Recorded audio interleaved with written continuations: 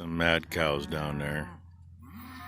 They really don't have anything out there to eat, but they ain't got a lot of choice. Can't let them up here now. Number one just finished running the tedder rake through here. Got the windrows moved over a foot or so. Yeah, the ground's actually drying quicker than I thought it would.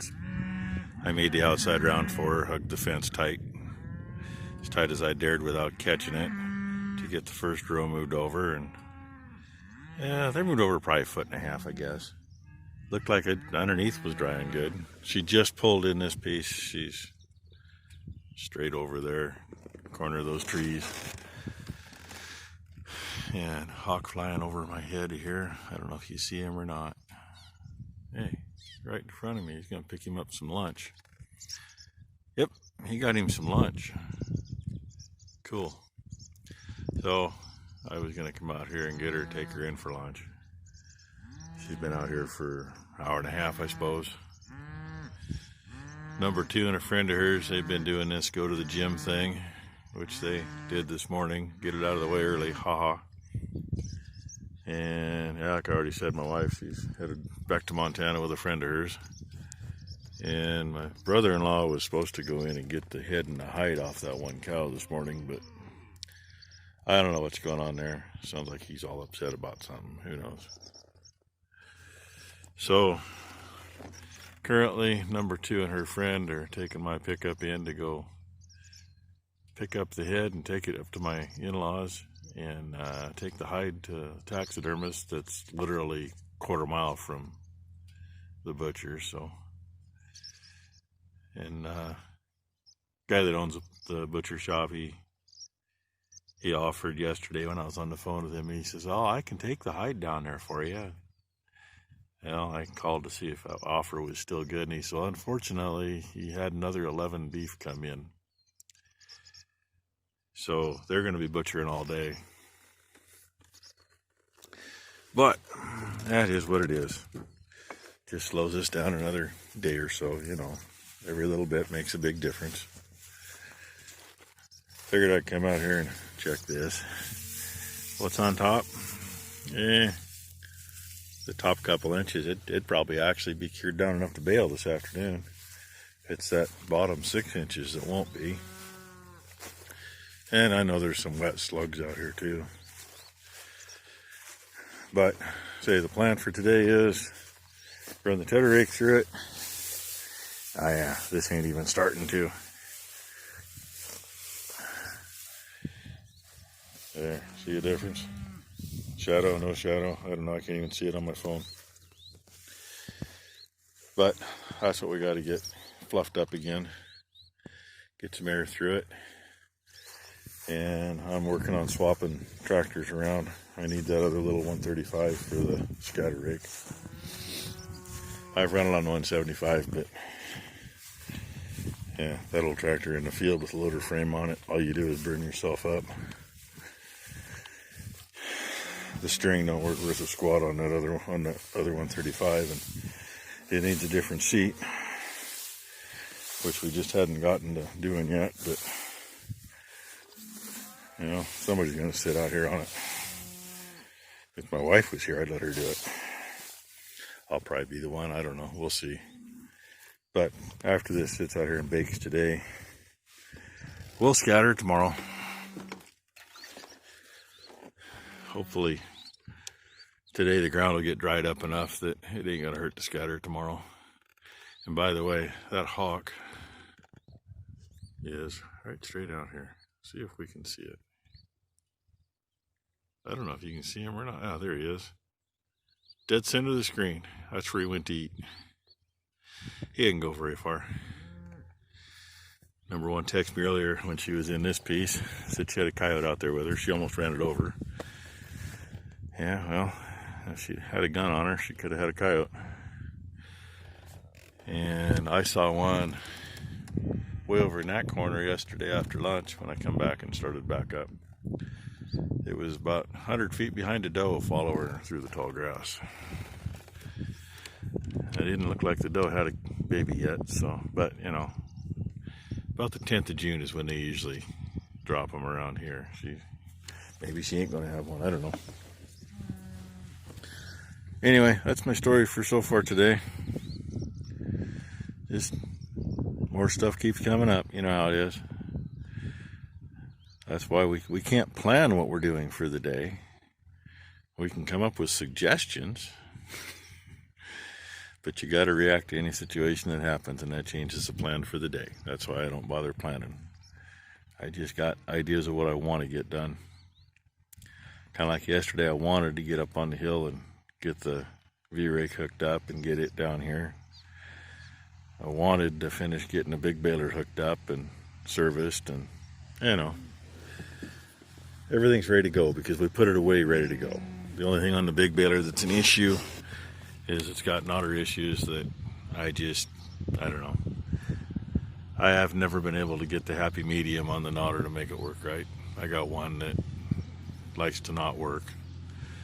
And I think I'm just gonna see if the dealer in town's got somebody that's worth a damn at knotters anymore. The guy that I did have out a couple times last year, he don't work there no more, so. And there she is.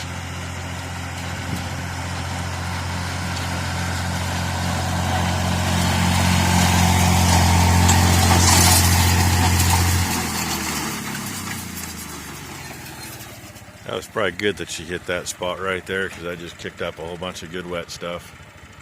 By the way, one nice thing about smaller tractors without turbos on them, don't kill them to shut them off early. All right, I'll get you some more later of something, God knows what. Well, boys and girls, there was a coyote following a doe out here when I cut the last part of this after lunch yesterday. And number one's in pasture. The bike's parked up there now. She had 2 coyotes stalking her. You know, I don't mind the coyote if it leaves things alone, but the cows are over by those trees, and it was in there by the calves till the cows run it off. I don't know if you can see number 2 right now. She's going down over here. I thought I missed the one that I shot at. It was in the middle of the screen right there. There's a red spot if you can see it. No, I didn't miss. I hit it, and I thought, well, that took a little bit for it to get out of sight. So I watched it go right past that fir tree over there. Like, okay, it's hit, it's moving slow. No, that was the second one that went there. We just found him. Probably about a 40-pound, maybe 45-pound male. He's going for crawdad food. I'm a firm believer in feeding the crawdads. There ain't that many of them, but they'll make short work of it. So, anyway. And we've had issues with him coming from over there for years. We worked this field up, God, probably 20 years ago, I guess. Had one dog that used to always follow the tractor if we were working here at home.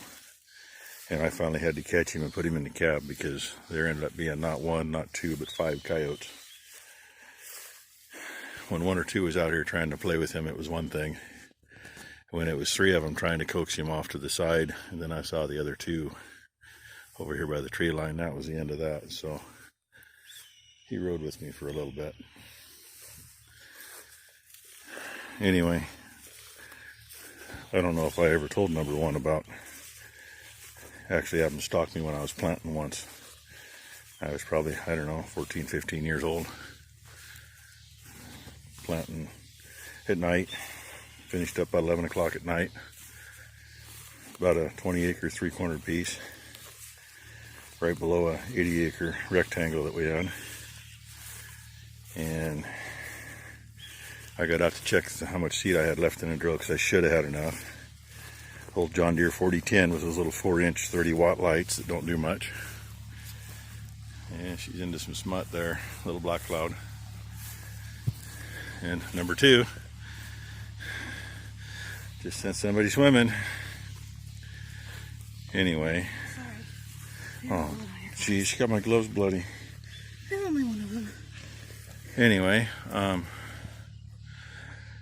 I got that uneasy feeling and hustled it back into the tractor, and it just had a canopy with a canvas bottom on it. And as I was getting in, got half turned, there was a coyote about 2 inches off my heel with 4 of them right behind him. And I got in the seat, got the ha-ha door shut. I threw it in gear and took off. Tried to run them over, that didn't work. As I turned, I saw there were 3 more, all within 5 feet of the tractor. They were all right there. So, anybody that tells you coyotes won't go after somebody, they're full of shit, point blank. Honestly, I trust a cougar farther than I trust coyotes. I trust a cougar a lot farther than I trust a wolf.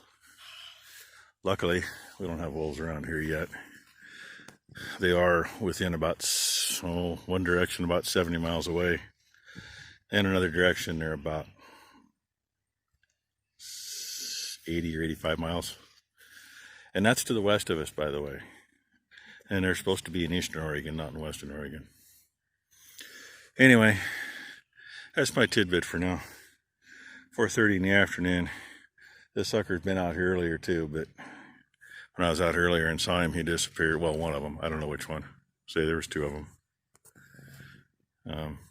I don't need them chasing after calves. We got both bunches have calves that aren't, a couple weeks old. And I knew it was bad about the time I shot this one. Number 2 looks right over here. Now, the bike's right there. And about where number 1 was here a minute ago is where the bike was when I shot the one over there. And the bull come running around the corner right there at the same time. And he was snorting and growling, and there was something over here pissing him off. Well, yeah, that was the coyote that I didn't see, who was trying to sneak over here to see what was going on with his buddy and get out of there. So, anyway, yeah, I think I got another piece of video on here. I don't know. It's been a day. Either way, if all you get is this, all you get is this. The hay is actually drying fairly decently. I mean, it's still going to be another 2 or 3 days at least. Of course, we're over here in the shade where the bugs are. 2 hawks flying overhead. I don't know if you can see it. Hey, I see one in there. Over there. They were the hawks. They were over in there. And there she is in the smut again. Knock it off that, it'll land on something else. Anyway, say if this is all you get, please like and subscribe if you haven't. I appreciate everybody watching. I would have shown a real picture of that coyote, but YouTube frowns on that stuff. Even before I finally got monetized, I got a few, She smelled it too. shall we say, gently worded emails explaining that, this or that or the other thing that they didn't like. They didn't penalize me for, but they didn't like me to show stuff or say stuff. So, anyway, that's what it is. Cows are kind of like my kids. They're part of the family. That, not to mention, they're also our livelihood. So, stuff like that, messing with them, nah. We're not going to discuss wolves because they're protected. And if our governor has her way, even though the feds took them off the list, they'll all be on the list forever. I think she ought to go face to face with a wolf. Of course, I don't think she's got much to worry about. She's so freaking stupid and fugly that I think the wolf would probably ki-eye and run away. Just my opinion. And anybody else in the free world that's ever seen her on TV. All right. Thanks for watching, everybody.